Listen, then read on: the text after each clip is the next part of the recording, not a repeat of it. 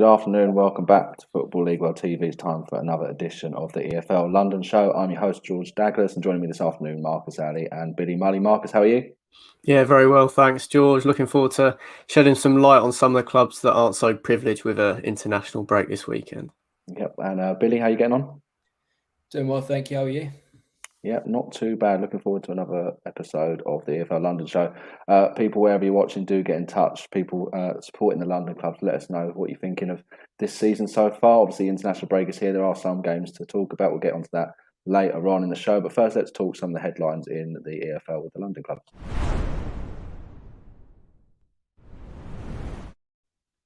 First of all, we're going to talk Fulham and Andre Frank Zambo Anguissa. He's being linked to Crystal Palace at the moment. His situation is, well, he's on loan at Napoli right now. They have the option to try and buy him. By all accounts, he's quite happy in Serie A, and he doesn't really fancy coming back to the Premier League with Crystal Palace linked with them. And obviously, Fulham will potentially be in the Premier League next season as well. Marcus, what do you think the best option for him is right now? Well, if he can join a club that can guarantee him European football, which I think his quality deserves, then staying at Napoli or somewhere in Serie A at a big club would be his preferred destination. Obviously, Fulham will have the final say. I don't think there's any obligation or option to buy in this loan deal going to Napoli, but the way it's going, I'd predict them to probably be interested in the summer, but I think that'll be when this kind of gets finalised. Obviously, I think Fulham have got a 6-point cushion now in the automatic promotion spaces. They'll be pretty confident that they can end up getting automatically promoted back to the Premier League. If Anguissa does come back this summer, he'll have 1 year left on his contract, I believe. So then it's kind of one of those dilemmas. Do you risk losing him for free the next summer, but keep him because he's a quality player and gives you a better chance of staying up in the Premier League, or look to cash in, which I think is what they'll probably do. Whether they'd sell him to a direct rival potentially next season in Crystal Palace would be a bit of a shock for me, especially with his, I think, desire to play European football, which at 25 years old, looking up in his career, which he certainly is right at the summit of Serie A with Napoli at the moment, I think Crystal Palace would be a little bit of a downward step. I think he's definitely really looking up since moving over to Serie A towards the end of the summer transfer window. Yeah, I personally feel that Napoli looks the most likely option for him past the end of the season. Billy, what do you think? Let's say he does end up at Crystal Palace. Do you think he'd be a hit there? I think so, yeah. I think what we're seeing with Crystal Palace at the moment is a team full of confidence. Players have come in and bought into the philosophy there, and I think Vieira is getting the best out of them at the moment. So I think it's an attractive prospect to go to a club like Crystal Palace at the moment. Again, as Marcus saying, I don't think that Fulham will be too happy letting him go to what we expect to be a direct rival. But yeah, in the same breath, really, I don't think that I can't see him back at Fulham. I can't really see him fighting for his spot there.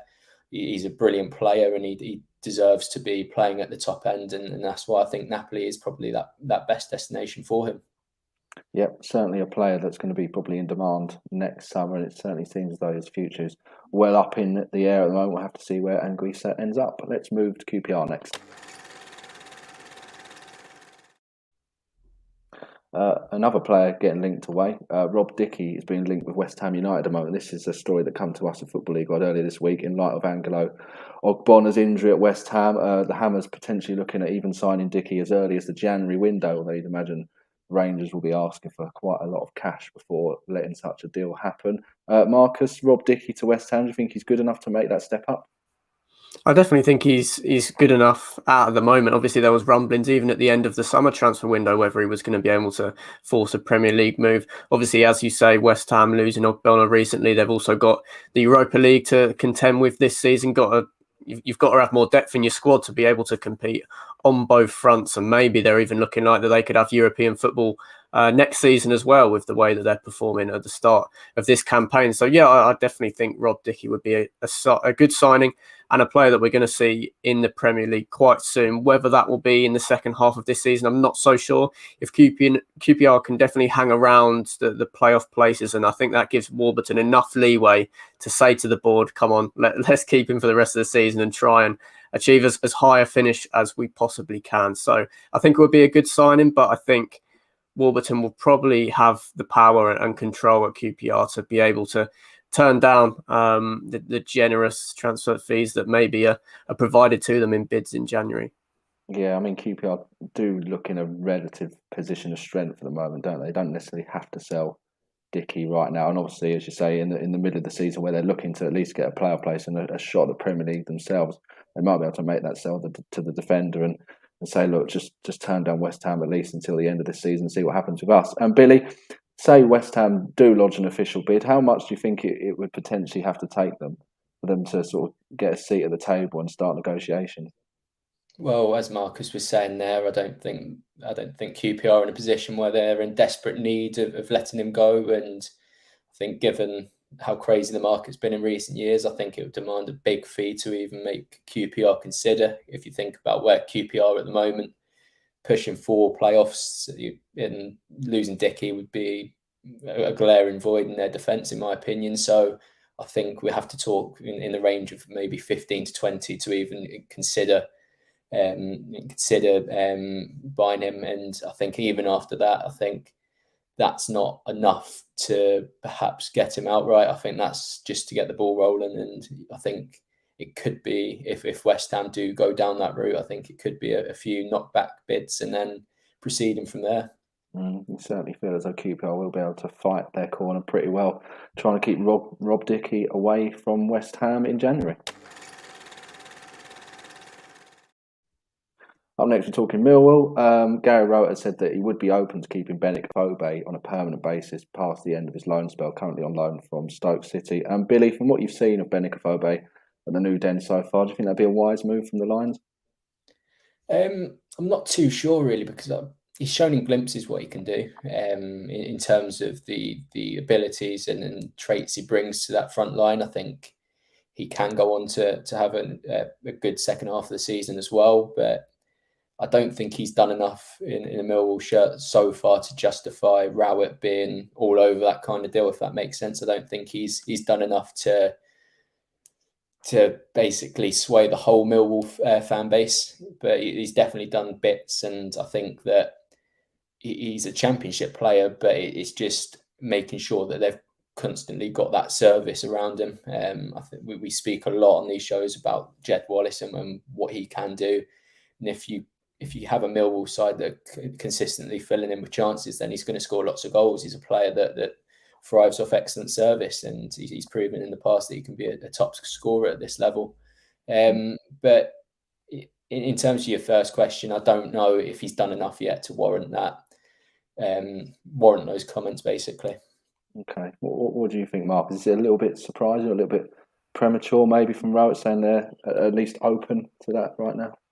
Yeah, I mean, I think even with the wording that Rowett used, he didn't sound wholly enthusiastic. It was more like we show an interest to all the players that we have on loan, and if Bennett can keep improving, then they'd be interested in some kind of solution with Stoke. Obviously, he hasn't had a chance at Stoke in the last few years. So at 28, he's definitely a bit of a crossroads in his career on loan at the Den. He's got 3 goals in 15 appearances. It doesn't scream, give him a contract. So it'll be interesting to see it pans out. His previous record suggests that there's definitely a striker in there, and one that Millwall have really been struggling without in the last few years. For me, I'm not sure how it's going to go in terms of paying his wages. Obviously, on loan at the moment, I'm not sure what kind of percentage Millwall are footing the bill for that, but Stoke did sign him when they had parachute payments, was a bit of a marquee signing at the time. So I'm not sure if he does go to Millwall, I could see him having to take a significant pay cut. So I'm not sure if that would be a stumbling block or not. I think Rowett was more, he wasn't very enthusiastic. He was more just being kind to all of the players that Millwall have got on loan at the moment, and maybe just looking for avenues. Millwall can't shop in the markets as a lot of other championship clubs. So maybe a Fobe could succeed, and hopefully, scored a couple of weeks ago against Reading. Hopefully he can build on that and bring out the player that we all, have seen in the championship in the last sort of 4 or 5 years. But at the moment, he's not a player in form that you're thinking Millwall should definitely tie down to a permanent deal. Perhaps one to monitor just for now, but perhaps not hold your breath on just yet. I think, like you both say, Benik Fobe will be looking to score a few more goals than he has so far, try and perhaps win himself a permanent stay at Millwall. Let's talk Charlton next.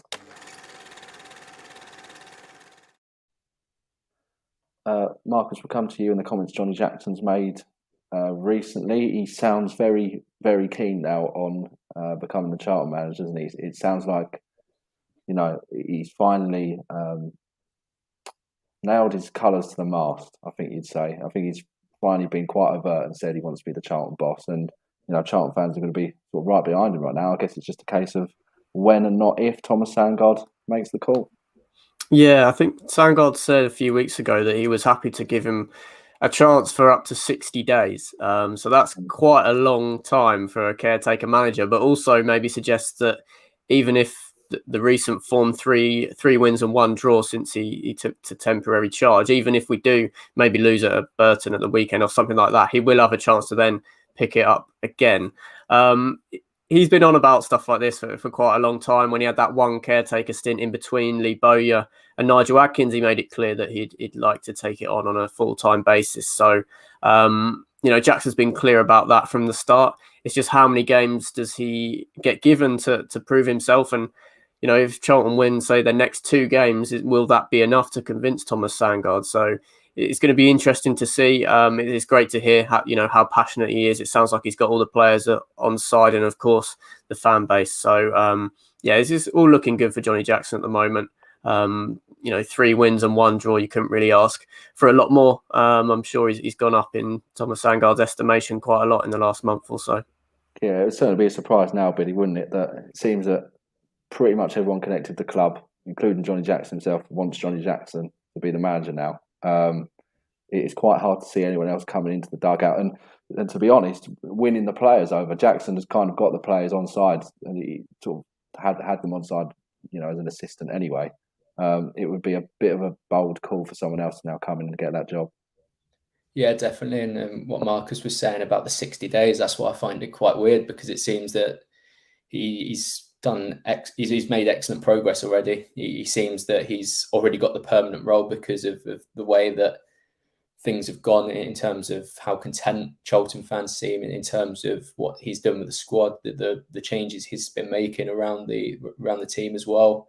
It just seems that he's already nailed down that permanent role. And in 60 days, a lot can change as we see the managerial landscape has completely changed within the last few weeks. The amount of championship managers that have become available, which I can't see swaying Sandgaard's mind at the moment. I don't think there's the calibre of manager that have departed from the championship coming over and taking Charlton to that next level. And going back to what Marcus said at the very start of when Adkins got sacked, he wanted to see a Charlton man come in.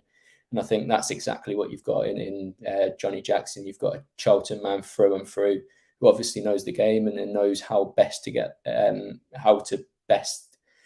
operate with this Charlton squad, it seems.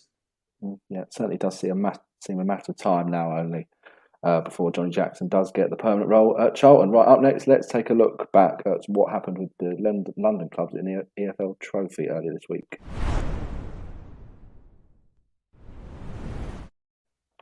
Let's start with Sutton's 1-0 win over Wimbledon.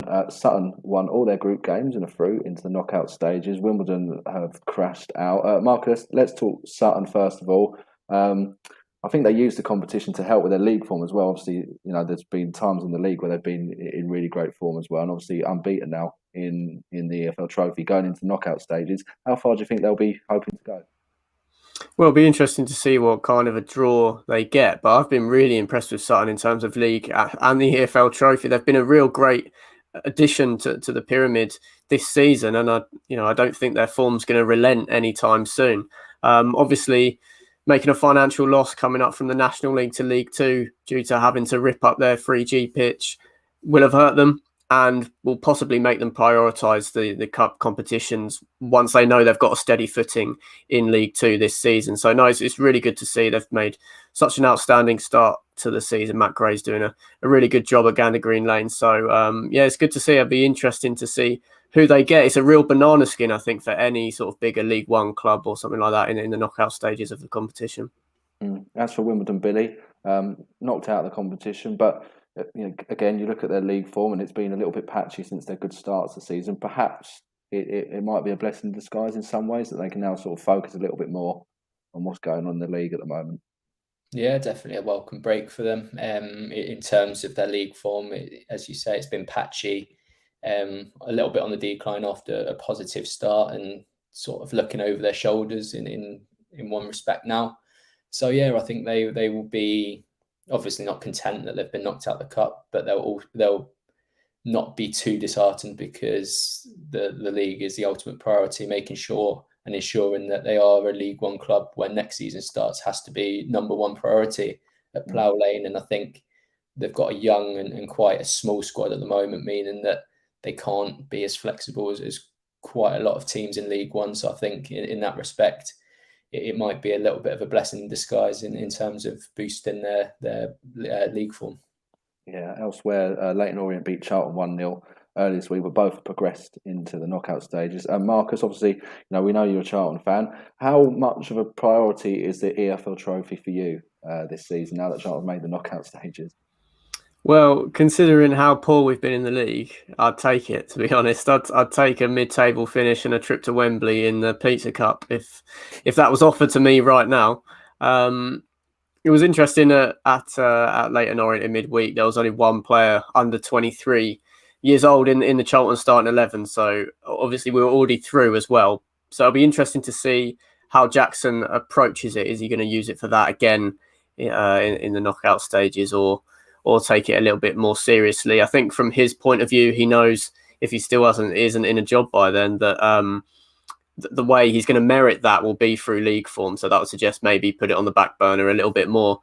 But personally, I'm not a big fan of the competition, but with how bleak our situation has looked at times this season, if Jackson can steady the ship, get us into mid-table, and hopefully I'd prefer a run in the FA Cup, but if we're knocked out of that early, I'd take one in the Papa John's Trophy. So a trip to Wembley would be fine. I think he'd certainly take that, particularly the way the season had started, at least. Billy, as for Leyton Orient, they've got a manager in Kenny Jackett who's got a really good record in this competition, obviously from his time at Portsmouth. Do you think they've got to be considered as one of the contenders this year for the trophy outright?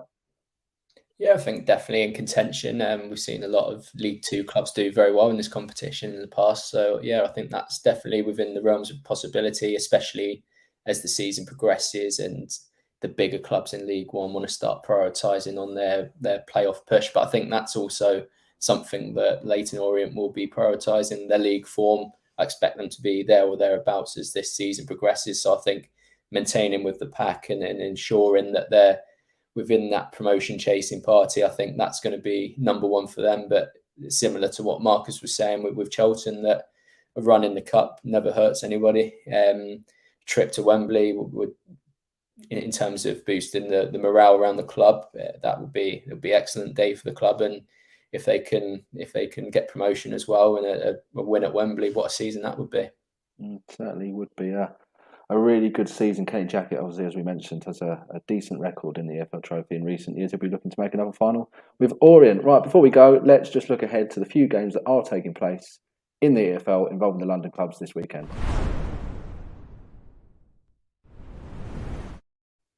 Marcus, Charlton took the decision to play this weekend despite the international call-ups. They're away at Burton. What's your prediction for this one? It's going to be a really tough match, I think. Burton are better than their 11th place league position suggests. Did the double over Charlton last season and have just performed so well since Jimmy Floyd Hasselbank came in about midway through last season. I think it was probably approaching a year in charge at the moment, but Charlton are on great form. I'm trying to think with my head and not my heart, but I think Charlton might nick it. Be Deji Oshalaja, Charlton defender last season at Burton. He'll be wanting to not get revenge, but he was out of favour quite a lot of the time at the Valley, so he'll be wanting to put in a good performance. I think Albion have got really good players. I think they'll definitely finish in the top half this season. Johnny Smith, Joe Powell, Lucas Akins is always tricky to defend against at this level, but just with the current run that Charlton are on, the amount of buy-in from the players in what Johnny Jackson is trying to get across to them, they're probably being motivated just to get the win and hoping that Jackson will get the job off the back of it. So there's such a positive vibe about the squad at the moment. I think they might be able to nick a narrow win, but personally, from a fan's point of view, I'd take a point, but I'm going 1-0 to the Addicts. Okay, I'm going to go 2-0 to Charlton. I think the positive vibe will keep going and could well see Jackson appointed permanently on the back of that one. We shall see. Billy, what's your score prediction for this one? Also going to go 1-0 Charlton. I think Burton, tough place to go, tough team to break down. But for me, they're struggling a bit in terms of chance creations and maintaining a goal threat for about 90 minutes. And given the form that Charlton have shown since Adkins' departure and Johnny Jackson coming in, I expect that to continue. Okay. In League Two, Leyton Orient travel to Rochdale. Billy, let's stick with you. How do you see this one going for the O's? Yeah, again, Orient are a difficult team to beat. Haven't lost a game this season to anyone outside the top 7. So they're a strong team, as we've seen. They've battered a few teams, but they've also been on the end of a few too many draws. So yeah, it makes it difficult to know which kind of Orient will come out. Rochdale, they're looking to kickstart the season now. 2 good wins against Barrow and Sutton. So I think they're going to start to climb the league. So for that reason, I think it's going to be another draw for Leyton Orient. I'm going to go 1-1. Yeah, I was thinking 1-1 too. I can kind of see Orient going back to drawing ways. Obviously, last time in the league, they hammered Hartlepool, but we know Hartlepool have had a few sort of managerial upheaval moments in recent times for them. So perhaps describe was the reason behind that result. So I'm going to go 1-1 draw as well. Marcus, how do you see this one finishing? I'm going 2-1 Orient. I've been predicting them to not win games quite a lot on the London show in the last month or so, but I think that win against Hartlepool, no matter how upset they were with the rumblings about Dave Challenger at the time, but it's got to build loads of confidence. Got the win over Charlton in midweek, build some confidence with the fringe players. Aaron Drinan is looking quality at this level. I think Orient can get an upturn in form going. So 2-1. Okay, we will see what happens there. And finally, Sutton United are away at Tranmere. Tranmere have lost their last 2 games. Do you think, Marcus, Sutton will be able to take advantage of that? It's a tricky one. They're so solid defensively, Tranmere, and they have won the last 2 matches in the FA Cup and the EFL Trophy to put that sort of poor run behind them. But I think Sutton are the better team. It's a tricky one. Tranmere, quite a big club for League Two, got some really menacing players in their side, and Mickey Mellon's really experienced at this level. I think he might know a trick or 2 more than Matt Gray. So it's a really interesting matchup. I'm going to sit on the fence, go 1 or even Stevens. Okay, I think I'm just going to back Tranmere maybe to edge this one 2-1. And Billy, what's your score prediction? Yeah, I'm also with you, George. I think Tranmere will edge this 1-2-1. As you say, Sutton have shown excellence really so far. I don't think many people would have expected them to be sort of flirting around the promotion and playoff positions, but Tranmere have conceded 4 goals all season. They're a difficult team to break down, full of experience all over the park, and I think that might prove invaluable against a relatively inexperienced Sutton side. Yeah, certainly going to be a good test for Sutton against, like we said, a very experienced Tranmere team in terms of their EFL standing. Obviously, a very experienced manager as well in Mickey Mellon.